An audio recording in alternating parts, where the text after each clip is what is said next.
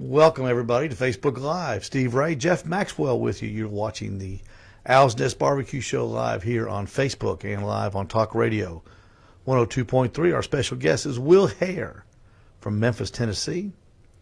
Back-to-back Memphis Barbecue Network Team of the Year. 2018, 2019, Will? Yes, sir. Yep. We're going to go ahead and claim 2020, even though it didn't happen. Well, you can say you can say that you're the longest running MBN Well, champion. I don't know if that's completely true. There's a few guys out there that have done it more than 3 years in a row, but okay. I'm the longest running at the moment. Let's put it that way. I like that. We're going to be talking about whole hog tonight, so make sure you get all your buddies and gather around and share it. When you get the feed, if you would share it, we sure would appreciate it with your friends and family. And we'll be talking about whole hog tonight. I know I'm just getting into whole hog, and Will is nice enough to. Let me turn that off. Yep, that works good now. Will's nice enough to going to teach me how to do a whole hog live on the radio. Only thing better, Will, is if we had a big camera on the hog cooker, we could just stand out there and you could watch and point me in the right direction. Or you could drive over next Friday if you don't have anything to do. Well, if I had the time, man, I would definitely be there. That's you got some beautiful country up there. My wife and I came up to Chattanooga. You remember because you were there, but I was there. A few months ago, and we were actually having dinner in a restaurant across the street, and looked up and said, "You know what? I didn't realize where I am, but I'm in Ottawa."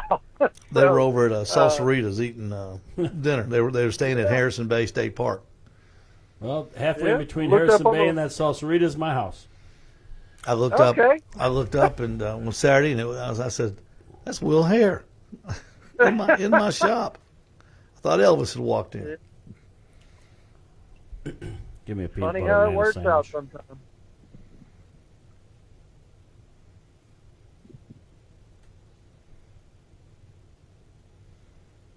You getting any rain in Memphis, or is it hot and sticky?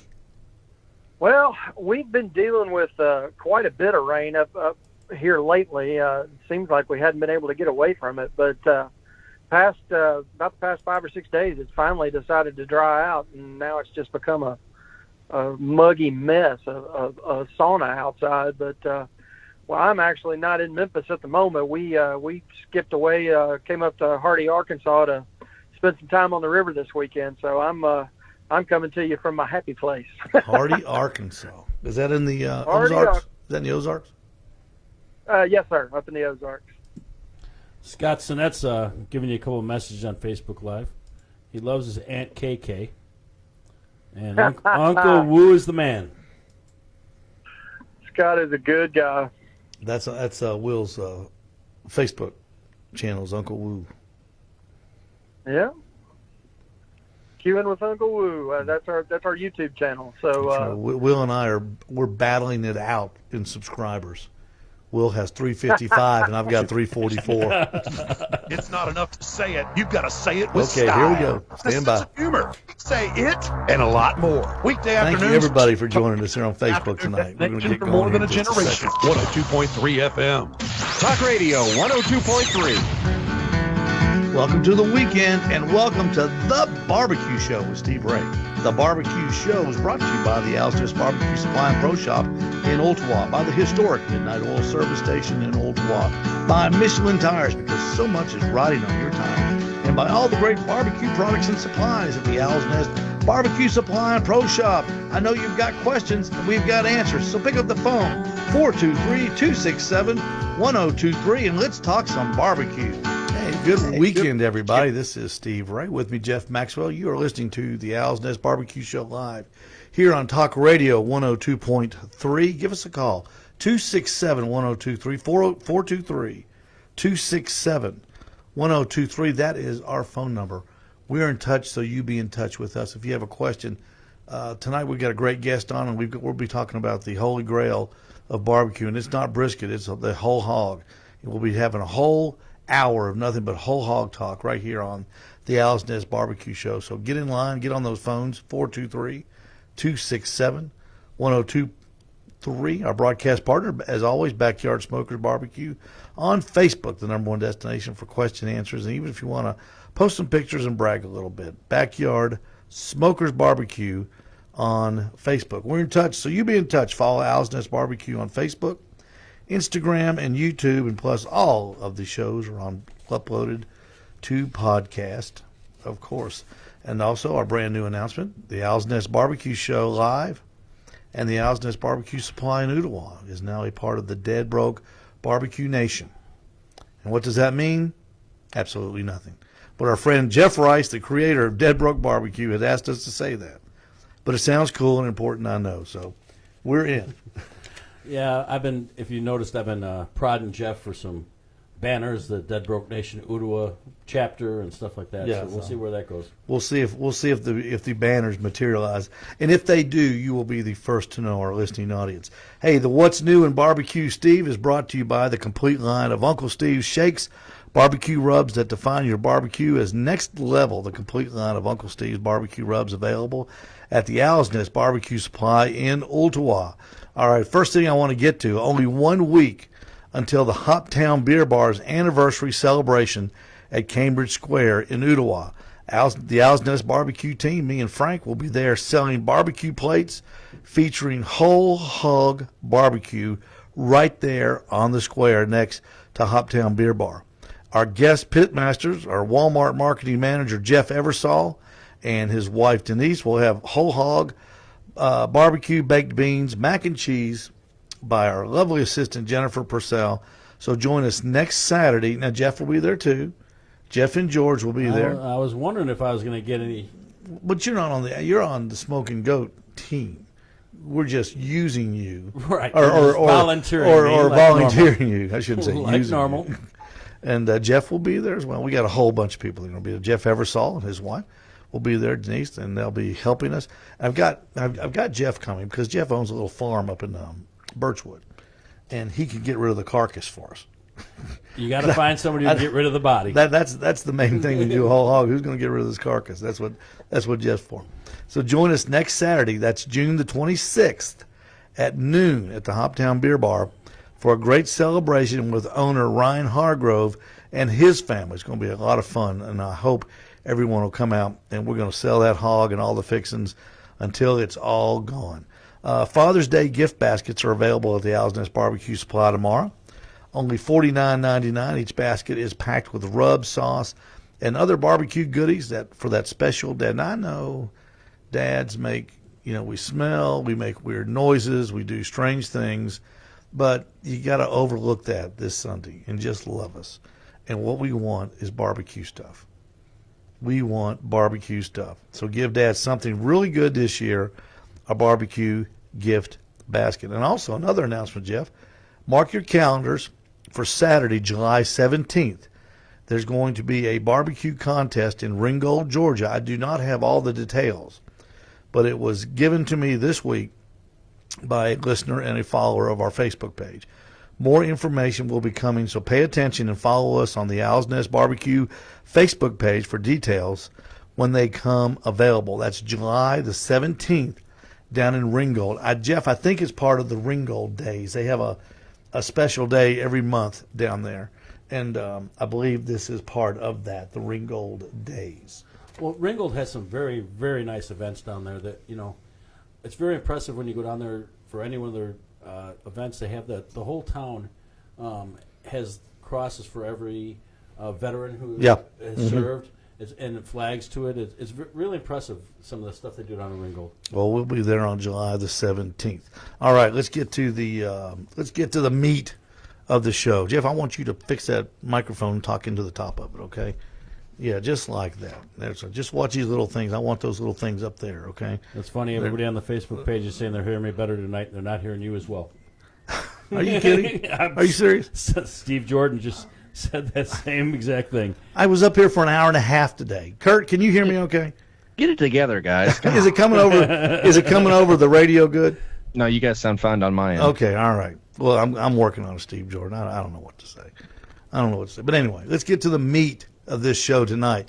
The man was back-to-back Memphis Barbecue Network champion in 2018 and 2019. And if you're wondering what MBN Champion is, folks, out there in Radio Land, it is the major leagues of barbecue competition. He's a top finisher in this year's Memphis in May Barbecue World Championship. You know, every time we talk about barbecue, Jeff, when somebody comes in the store, somebody's always got an uncle that's great at barbecue, and they say, "Oh, he won the Memphis in May," and I'm thinking, no, he didn't. I know who won the Memphis in May, and it wasn't your uncle. So I don't know, but that is Memphis in May is kind of like the Masters in golf. That's the azimuth of it. I mean, it's the biggest thing going. It's the whole hog jack. It's a whole hog royal. Yeah. So, but your uncle didn't win it, so don't tell me that kind of stuff. This guy hails from Memphis, Tennessee, where when he's not cooking whole hogs, he's the locksmith at the St. Jude's Hospital. Isn't that a neat job? This guy knows where all the keys fit. And tonight's guest is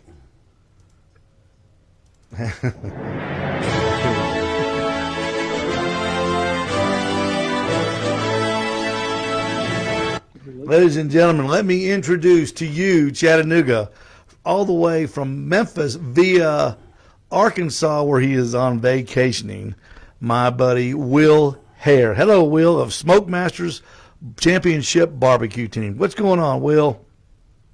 Oh, good evening, Steve. Thanks for having us on again, man. Glad to be here. Yeah, you were on when we were just on the Facebook side, so make sure you give a big welcome to everybody here in Chattanooga. And we were telling everybody on Facebook, you were just here a few months ago visiting, and tell that story real quick, because that's a good one.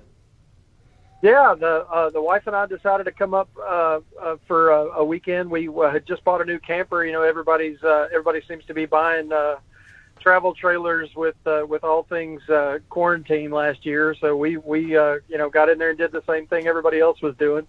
I hate to be a follower, but it worked out well. We got a nice travel trailer, and we came up there to Chattanooga, to the state park up there.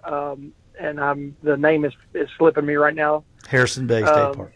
Harrison Bay, that's it. Harrison Bay State Park. And we came in late one evening, got the camper parked, and decided we were going to run in town and find some dinner. Well, came out of the state park and made a left instead of a right, and ended up in Ottawa instead of downtown Chattanooga. So we were sitting in a restaurant and looked up on the wall, and right there on the wall in big steel letters in this little Mexican restaurant we're sitting at says Ottawa, Tennessee. And I was like, wait a minute.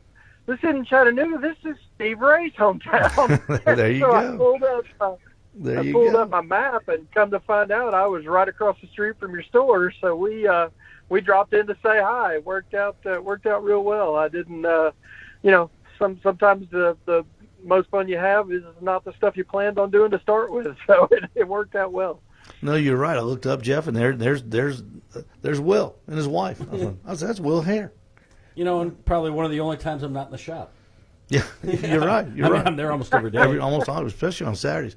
Will, I really appreciate you being with us tonight. Now, let me tell you the whole premise for this show. I'm doing a whole hog next week, next Friday night. We're going to put it on right before the show, about 5:00, and I'm going to tell you what I've got, and I want you to give me the timelines and how to do this. Okay? Now, I've done 2 small hogs in my life, but I've never done a big one. And the one we've got is 140 pounds. Okay? All right. And I've got a That's exactly Carolina. What we cook. I got a Carolina pig cooker. It's kind of like like we talked about before. It's kind of like the Meadowbrook that you use, and we've got to start serving at 11:30 to 12 o'clock on Saturday. So if you don't mind, I want you to spill all of your Memphis Barbecue Network secrets with me, so you can help me get this hog prepped, and we'll go right from first thing. Tell me how to prep it, and tell me what time to put it on, and what to do to the rack that you put it on. Am I going to use foil? If I'm not, I'm going to let you take it away, and I'm going to take notes. Fantastic. I'd be glad to walk you through the process that we use, which, as you were going through the accolades there, the Memphis in May finish that we just had, we just turned in a 4th place last month at Memphis in May, which anytime you get to walk the stage at a competition of that magnitude is a fantastic day. But we cooked 2 140-pound Compart Duroc hogs for Memphis in May. So you're right in my backyard there. 140 pounds is exactly what we cook every day. So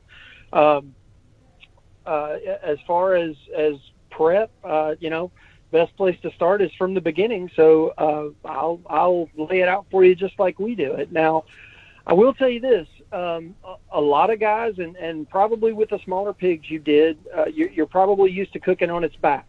Mm-hmm. Where it's, where you've split that guy open and you've done the prep work on the inside and cleaned him up and got rid of any extraneous fat and stuff like that. And you're ready to lay him on the cooker on his back with his feet up and his back down and going to let that bowl catch every bit of juice that you put in there and that comes out. Well, I got bad news for you. Uh-oh. That's not how we do it. We cook a different style pig. We cook what's referred to in the whole hog world as a running style pig. Our pigs are cooked standing on their feet.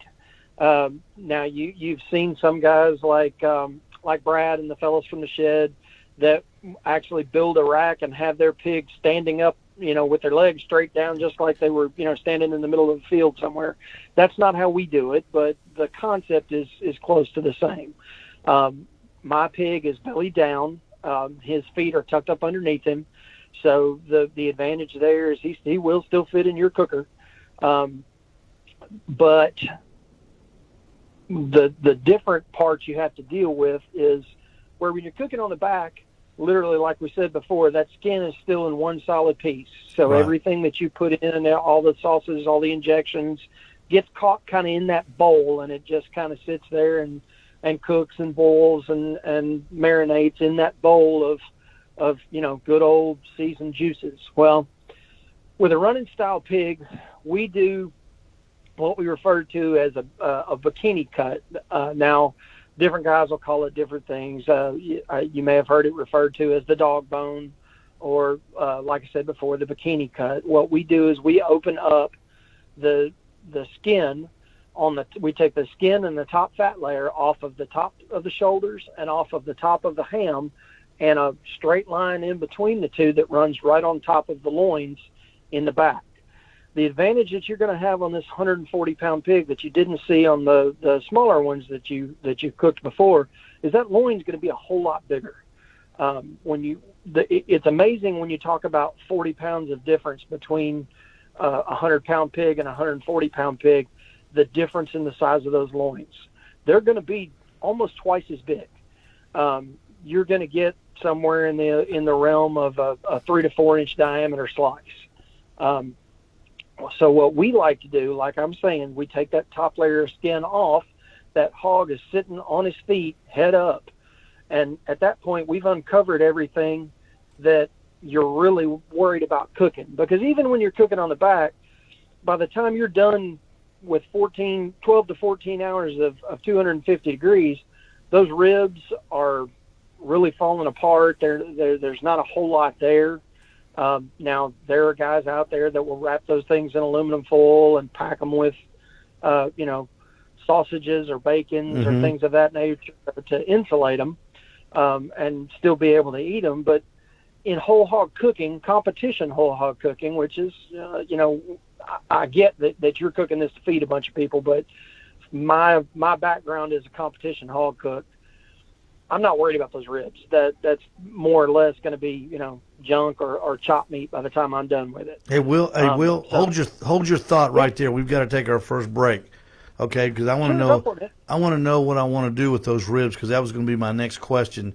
Because I am going to cook mine on its back, and I've seen a couple different demonstrations of how to remove those ribs, or should I or not. And that was going to be the next question. So just hang on. We're going to take our first break. The Owls Nest BBQ Supply is the proud home of all the butcher barbecue products from two-time barbecue world champion David Bosca, his rub, sauce, and grilling oils that turn ordinary barbecue into extraordinary barbecue. Grilling addiction rub to the famous barbecue mud.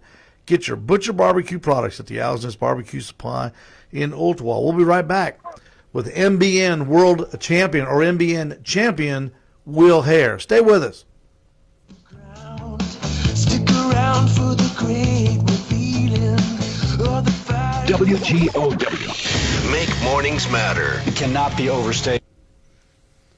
Hey, Will, what if I were to start that pig meat side down, make it flat, and then flip it?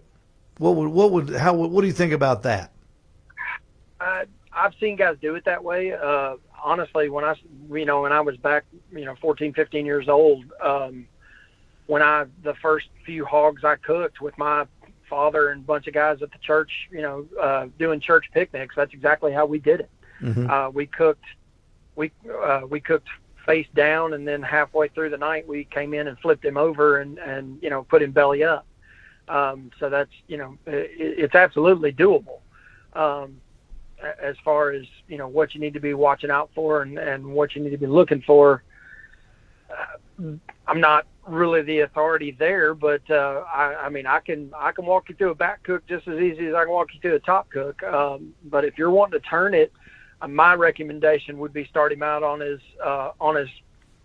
belly down, meat side down, raw meat down, and then halfway through flip him up, because at that point you still want to be able to catch all that fat as it renders, and it's not going to really start rendering until 160, 170, somewhere around in that neighborhood. Mm-hmm. And that's when you need that bowl there to start catching all those juices. How long do you think it will take to cook it at 140 pounds at 250 degrees? 140 pounds, 250 degrees. If you start in the 4:30, 5 o'clock range, mm-hmm. you're going to be coming off about 10, 10:30, 11, somewhere in that neighborhood. That would be perfect. That would be perfect. That'll be your timeline as far as start to finish. Now, mm-hmm. when you want to flip and when you want to start insulating and being sure that you're not getting loins overdone and things of that nature, a lot of that's going to depend on the fat content of the meat that you've got. I don't know exactly what hog you're cooking. I'm not, I don't know if it's a Duroc breed or if you've got a Berkshire cross. It's just a run-of-the-mill out in the backyard pig, I guess. I ran it over with a truck last night. Nice. There's a road here in between mine and Steve's house. There's a road right here, so Will. You're cooking a Ford or a Chevrolet? Is that what? Yeah, I drive this little road called Shorttail Springs from my house to Steve's, and I've had to dodge pigs a couple times on that road. Pigs and chickens. Yeah, pigs and chickens. I tell you, we went down to Texas, the beach, and I'm forgetting the name of the beach right now. But anyway, Port Aransas, Texas. How many times you have to learn the same lesson? Here we talk. 102.3 WGOW FM. Talk Radio 102.3. Hey, are you a Malcolm Reed fan? Sure you are. We have the entire lineup of how to barbecue right, rubs and sauces at the Owls Nest BBQ Supply in Ooltewah. Did you see Malcolm use his classic The Barbecue Rub on a pork butt, then followed up with his AP rub? Yeah, I saw it too. And you can get them both at the Owls Nest BBQ Supply in Ooltewah. Welcome back. Our number is 267-1023. We are talking whole hog barbecue all night with MBN Team of the Year winner Will Hair from Memphis, Tennessee, via vacationing in Arkansas. Now, what we did during the break, we took that pig that Will's cooking in running style, and we've turned it over skin side down. And we've cut the backbone, vertebrae, whatever you want to call it. We've flattened this pig out, Will. Now this is how we're going to cook this thing from here on out. Okay, we'll just cook it. We're going to cook it flat. Gotcha. Well, let's skin side down. I got you. Let's step back 1 second. When we were talking running style, we were cleaning skin off the backside. So if we're gonna, when we're flipping back over to the back down pig, don't take that skin off. We want that skin to stay all in one So when you've got him on the back, what you're going to be wanting to do now is get in there and trim those ribs out. Now, the main reason you're trimming those ribs at this point, if you're wanting to eat them, that's fine. If you're wanting to actually serve them as a rib, you can do that. You can cut around them and insulate them and pack them in with other, a lot of guys use sausage, a lot of guys use bacon. A lot of guys wrap those things in aluminum foil once they get to a certain point, as far as temperature-wise, just like you would be cooking them, if you were cooking ribs on your smoker. When they've reached, 160, 175, you're going to wrap them up just to keep them from getting overdone too fast, too quick. You want them to steam in those, in those own juices. So a lot along the same lines of what you're doing inside that bowl.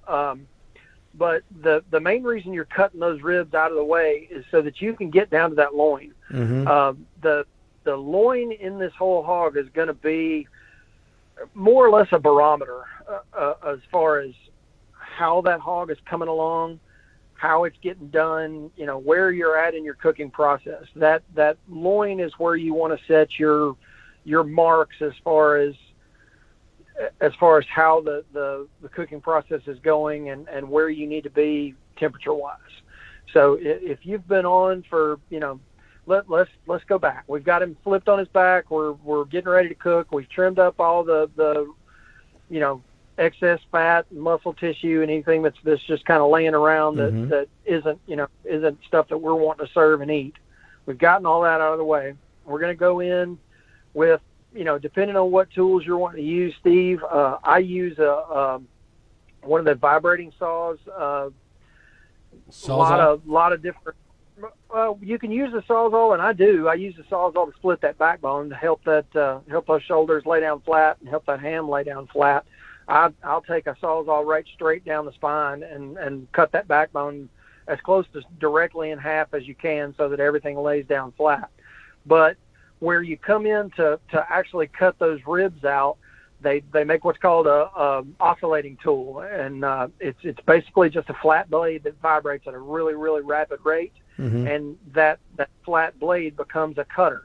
Yeah. Well, at that point, you're looking at the side of the rib. You can come in there and cut that rib into a spare or a baby back, whatever portion of that rib you actually want to cut out. I personally would come in and cut those ribs probably the length of about a St. Louis cut, and everything excess higher than that's coming out, because I don't want that excess rib piece messing up the belly meat that we're dealing with on the sides, because as everybody knows, some of the best meat on that hog is going to be that bacon on the side there, the side of the belly. And there's not that much meat at the top of the rib, is there, that we'll be losing, because we're going to be selling this thing, and we'll need as much yield as possible. Yeah, you're going to be throwing out most of bone, what you would refer to as a rib tip. Yeah. More often than not, that's what you're going to be getting out of there. And here again, if this isn't a competition hog, you're more than welcome to leave that thing in there. Just make sure you cut it and separate it from that belly so that when it comes time to pull that stuff out, you can tell the difference, so that you're not, not throwing away any good belly meat, because that's that's we call it the ice cream, the hog dessert, if you will. Now, Will, let me ask you this. Let me ask you this, because I want to go through it the way some of the important questions I've got. Sure. This cooker that I have has two drawers that pull out, and I've seen on some of the demonstrations that I've watched that the people put the fire under the hams and under the shoulders. And absolutely. And is that how I should set it up, in those drawers, and leave the middle of the drawers open and just use the outside to heat up? Because I played with it a little bit last night, and I was amazed at what little amount of charcoal it took to get the grill up to 250 degrees. Now, I know there wasn't a pig on it, but I don't with the ones the videos that I watch, it doesn't seem like a whole lot of fuel is used to attain 250 degrees. Am I wrong? No, you're absolutely not wrong. Those boxes are made.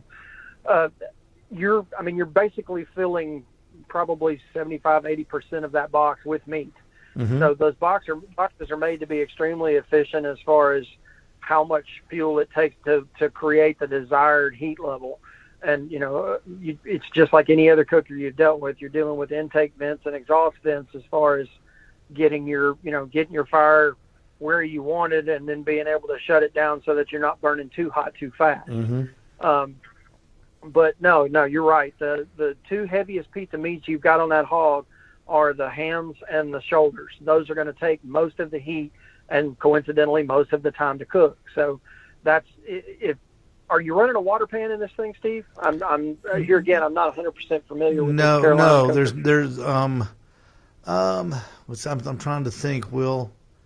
I don't think you could put a water pan in this one. I believe, I don't know. I don't think you can, because those drawers that pull out are between there's a gas assist on this particular cooker, and the drawers are between the gas assist and the rack where the pig sits. So there's nothing. There's really nothing. Well, you could. Well, I take that back. I could put some water. I could put some pans on the inside of the drawers and build my charcoal on the outside. When you shut that drawer, there's a barrier between your meat and that fire, correct? You're not cooking directly over hot coals? No. I am cooking directly over hot coals. Oh, okay. In that case, yeah, I would probably, if there's a place for you to put a water pan, I would recommend it. Okay. Couple different reasons. Of course, you don't want to scorch that pig. It's real easy for an open fire to get out of hand. You get flare-ups, you get grease and things that drip down, and the last thing you want is fire from a direct heat cooker, jumping up there and burning the outside of that hog. Now, the advantage to cooking on your back is you do have that skin layer that's going to keep you from actually ruining any meat if that happens, but you don't want to do it too long. You're going to bust that skin, and then in that action, you're going to ruin that bowl that we're talking about that's going to hold all those juices in the end. I'd love to have gotten a better look at that cooker that we're talking about, but it sounds like what you're dealing with is pretty close to what we've cooked on in the Meadow Creek in the past. The difference there is we do have the water pan that runs between the firebox and the actual cooking grate. I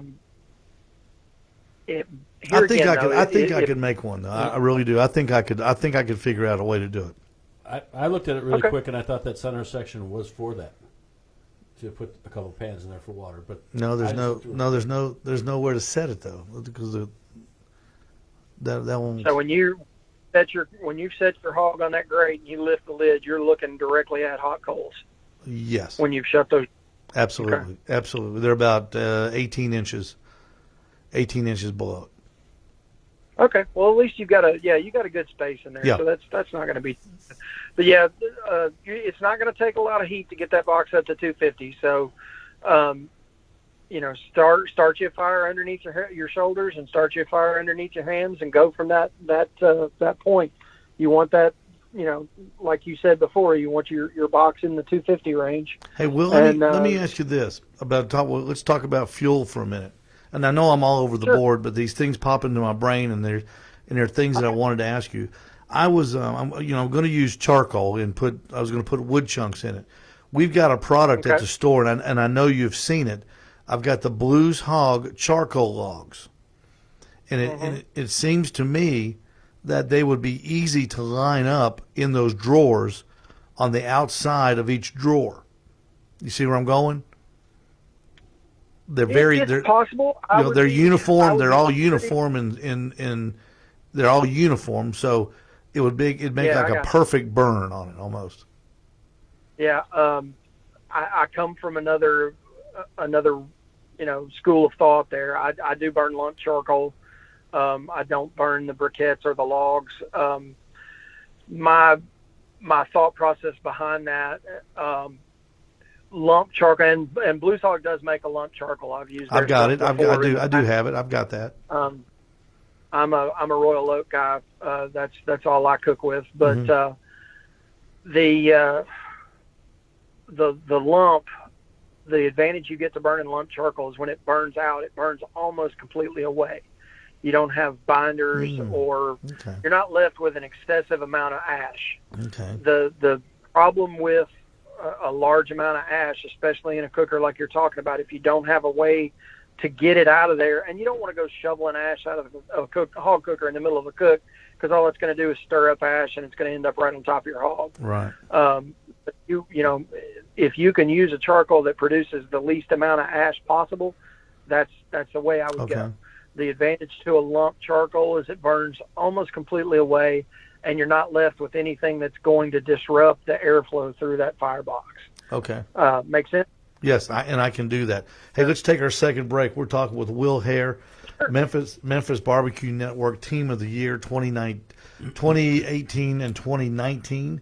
If ribs are your barbecue thing, then I have the thing for you. Craig Sherry's famous Texas rib jelly and Texas rib candy, plus his chicken and barbecue rubs, is now available at the Owls Nest BBQ Supply in Ooltewah. Treat your ribs with a taste of Texas from Craig Sherry. We'll be right back with Will Hair. We're talking whole hog. If you've got a whole hog question, get on that phone and call. Don't be bashful. You've got one of the greatest whole hog cookers in the world on the radio with us tonight, Will Hair. 267-1023. Make your voice heard. Give us a call. We'll be right back. You've been dancing around. All we hear is the sound of retreating. Yeah, I've got the Blues Hog Lump. Will, I've got Blues Hog Lump charcoal, so I guess I'll use it then. Yeah, and I'm not saying that there's the char logs would be a bad thing to put in there, you know, during the process at some time. I would be leery of starting your fire with those straight, or using you know, an excessive amount of them through that process, because the problem with the char logs and the briquettes and things of that nature, unless you're using an all natural, you know, something that, and you'll have to forgive me because I am a Royal Oak guy. I'm not really familiar with the Blues Hog product as far as what's left after it burns away, because I haven't burned any of it. But the problem is, with any of that stuff that's pressed like that, they have to use something as a binder to keep that charcoal product together.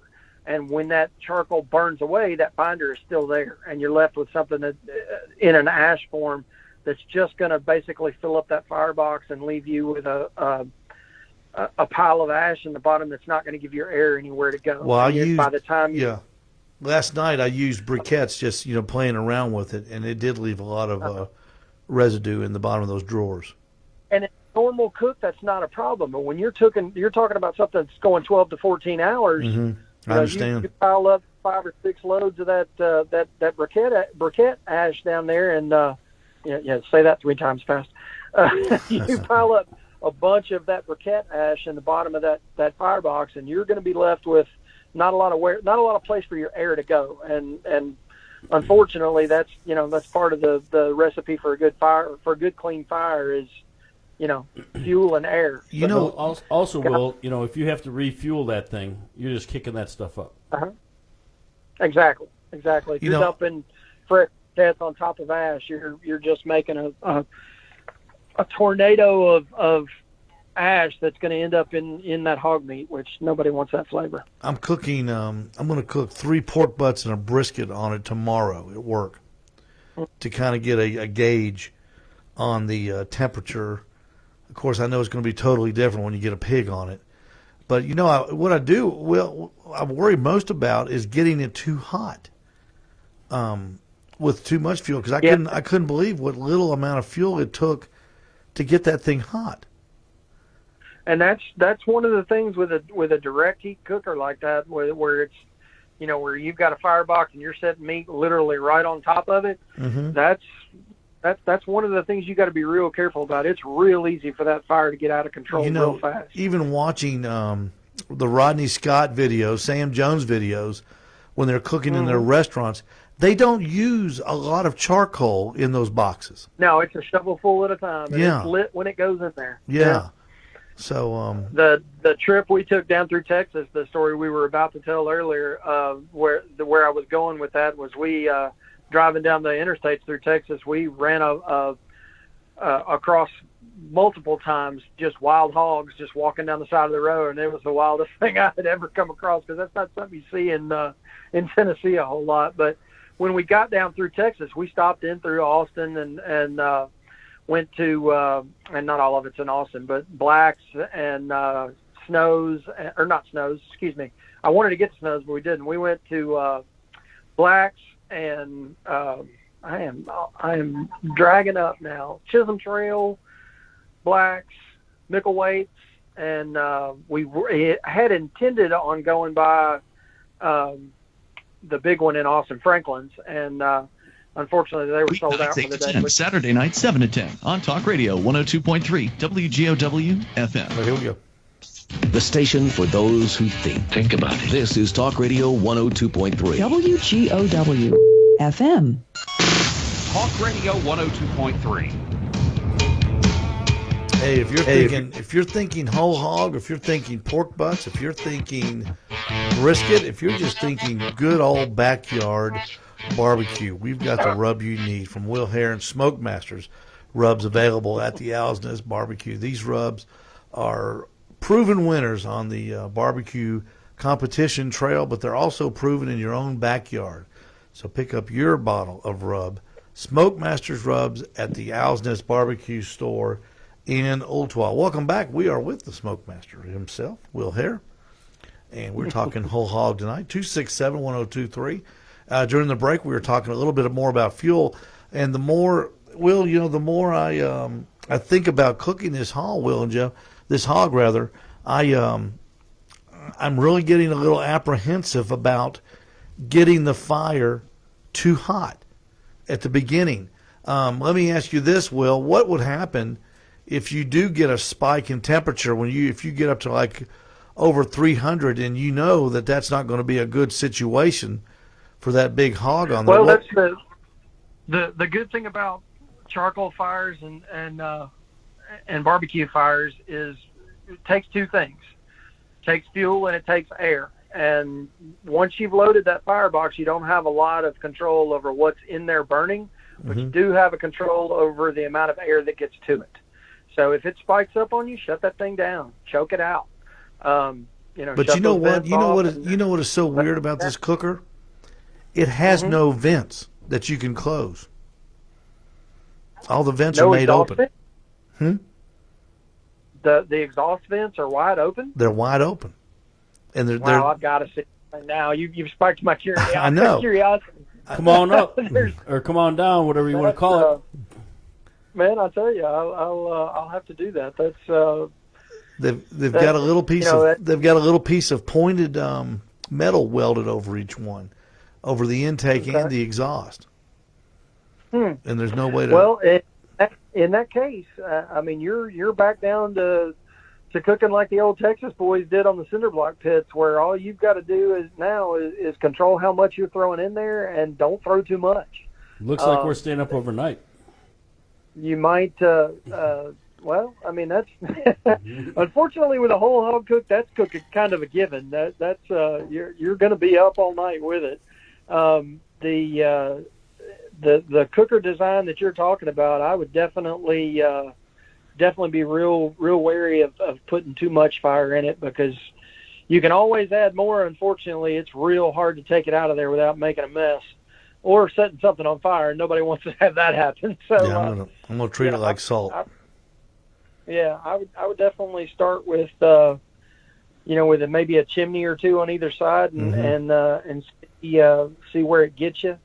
I know you mentioned cooking some butts and some briskets on it this week. I'd really play around with temperature control, because that sounds like that may be your biggest concerns on this pit. But and that's the thing. And if I've said it once, I've said it 100 times. That's one of the things that separates men from the boys when it comes to cooking barbecue. If you're game enough to jump in with a whole hog, you gotta be able to cook on whatever pit is available at that point in time, and it's not always a a Cadillac like we cook on with the backwoods, sometimes you're dealing with cinder blocks, and sometimes you're dealing with cast iron propane tanks, and sometimes you evidently got a nice one from Carolina that doesn't have an exhaust vent on it. So that's interesting. But maybe I should have paid extra. I mean, this one was well.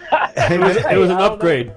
Hey, let me ask you this, Will. What kind of a temperature am I looking for doneness? When I do a butt, I'm a 210 guy every time. I don't pull it till it's 210, and I've always had great success doing that. Tell me what I'm looking for on the hams and on the shoulders. And I want to get back to the hams too. I got a real big question to ask you on that. But tell me about temperature. Sure. Now, you've cooked butts. You know that 210 is done on a butt. Well, the shoulder is basically, you're dealing with the same piece of meat. Mm-hmm. Now, I will tell you this: if you take a whole hog, if you take a shoulder on a whole hog all the way to 210, everything else on that hog is going to be shot by the time you get there. Okay. Unless you're wrapping everything else, solid down and insulating it with other pieces of meat or ice bags or something like that.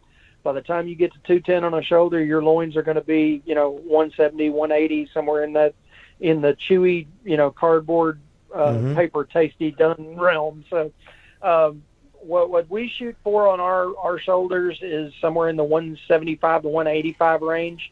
Now, here again, we're talking two different ball games. I'm cooking competition pork, and you're cooking to feed a bunch of people. So the rules that I have to follow are not necessarily the rules that you have to follow. You may be able to follow your loin, and when your loin hits 140, get you a knife and cut that thing out of there, man. It's done, and get it off the fire. At that point, crank up the fire under your hams and your shoulders, and take them on in the rest of the way. Run them out. Will they pull? Will they pull? Will at 175?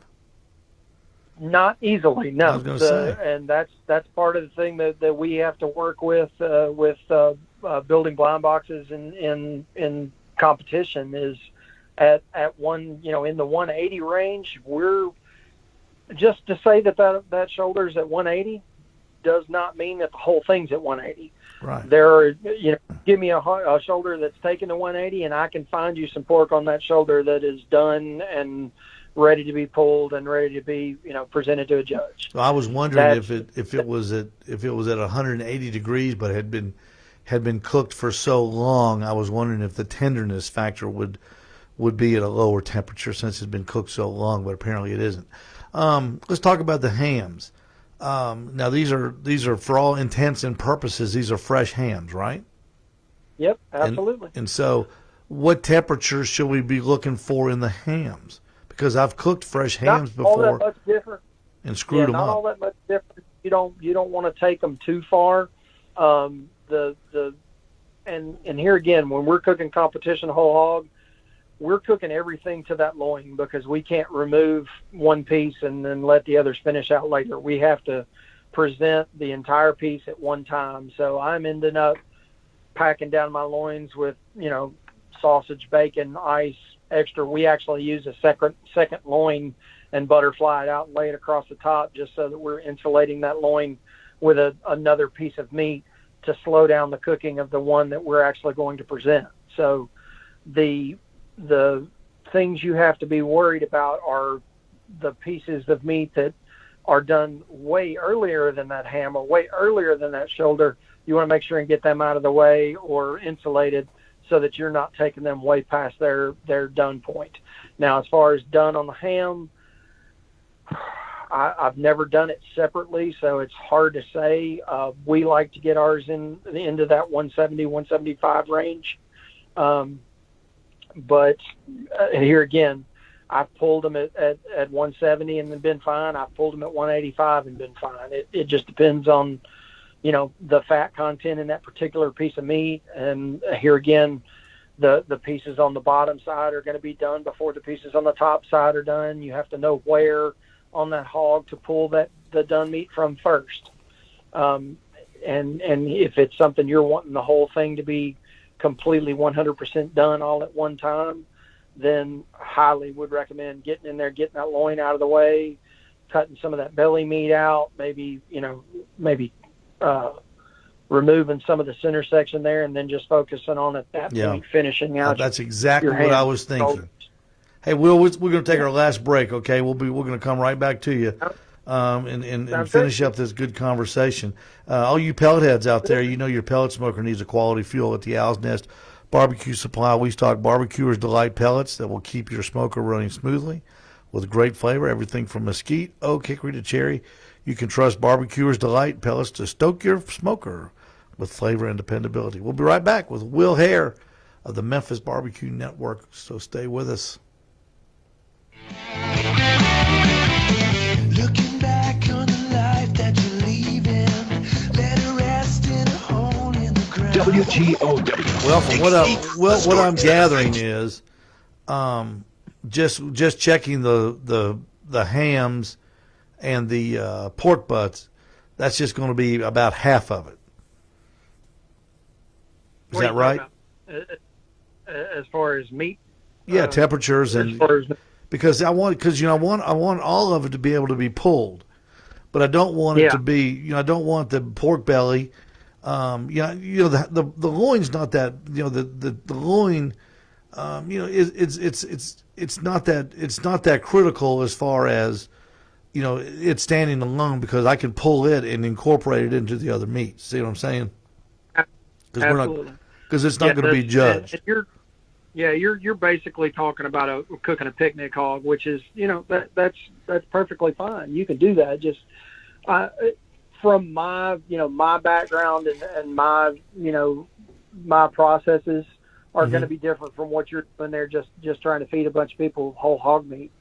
So I think you're going to be fine as far as finding the reaching the temperature on those hands and those shoulders, just trying not to get everything else completely blown out before you get there.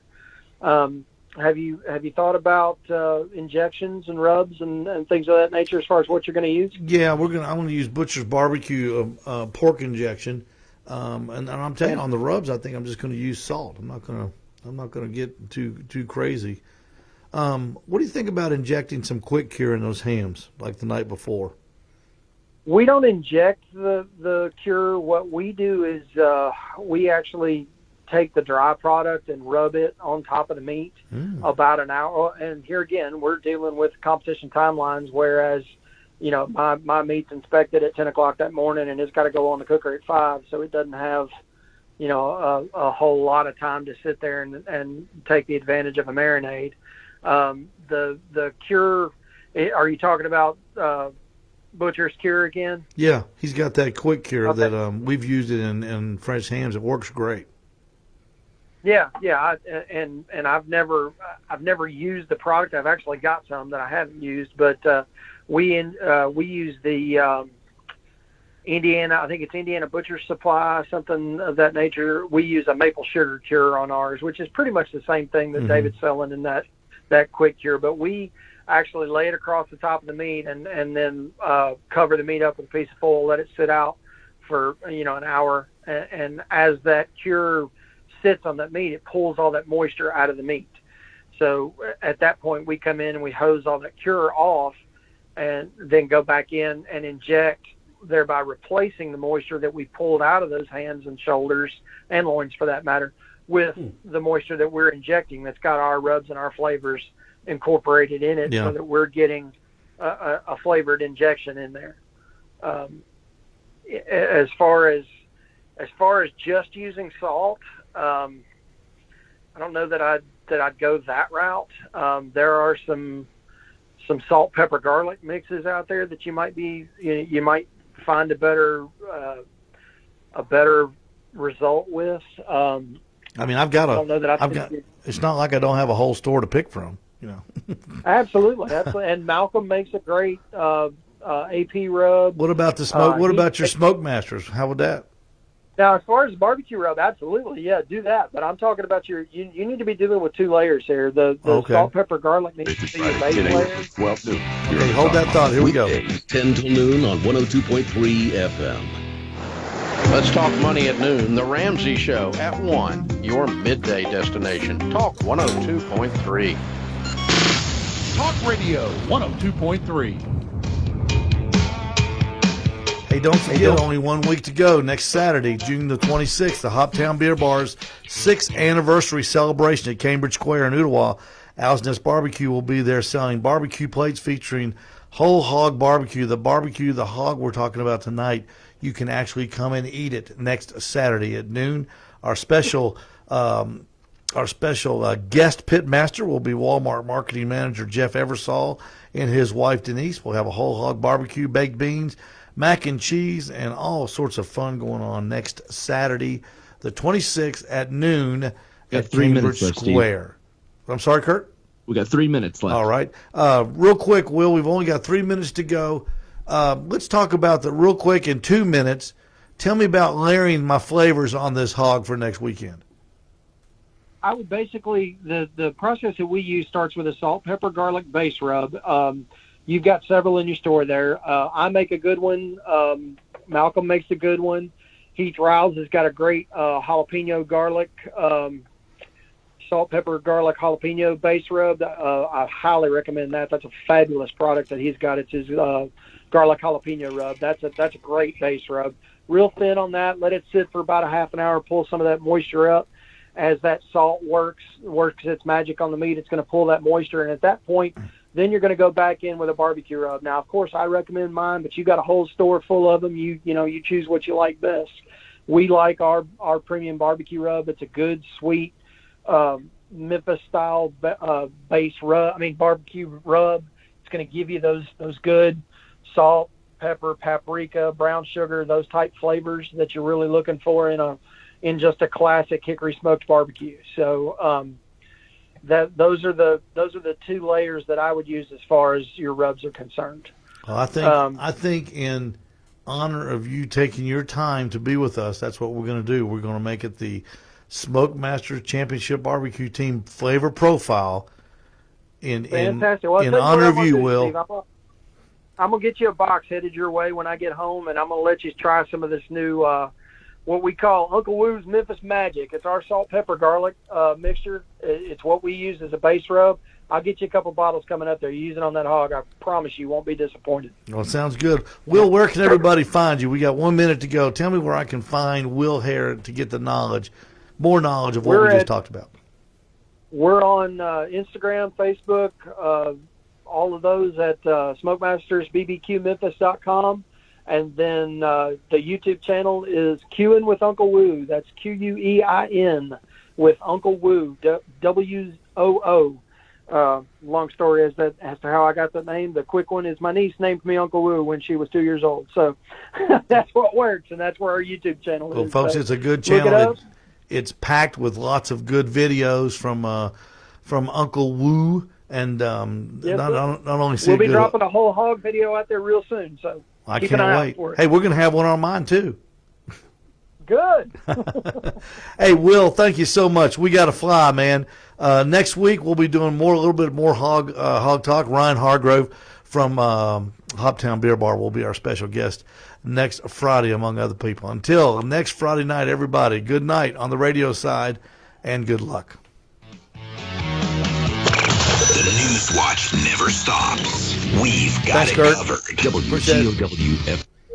All right, you still there, Will? I think we cut Will off too. That's okay. What a great guest, Jeff. Will was fantastic. He was. Thank you all for joining us. Everybody, thanks for joining us. Until next, we got to fly. We got stuff to do, man. We are busy men. We are busy men. Yeah, I got to go prep for a contest. Yeah, we got stuff to do. Jeff's going to be up in Cleveland tomorrow. They've got a contest. Where's that at, Jeff? It's at the Greenway up in Cleveland. It's a blues, barbecue, and bluegrass festival. Yeah, there'll be a lot of barbecue up there. Go up there, find Jeff, what they turn in, what they got left over. They'll give it to you. If you're listening to the show, just stop by Smoking Goat's tent, and I'll give you some ribs, some brisket, some pulled pork, whatever you want. And that's always fun. Okay, everybody, on Facebook, until next weekend, good night and good luck.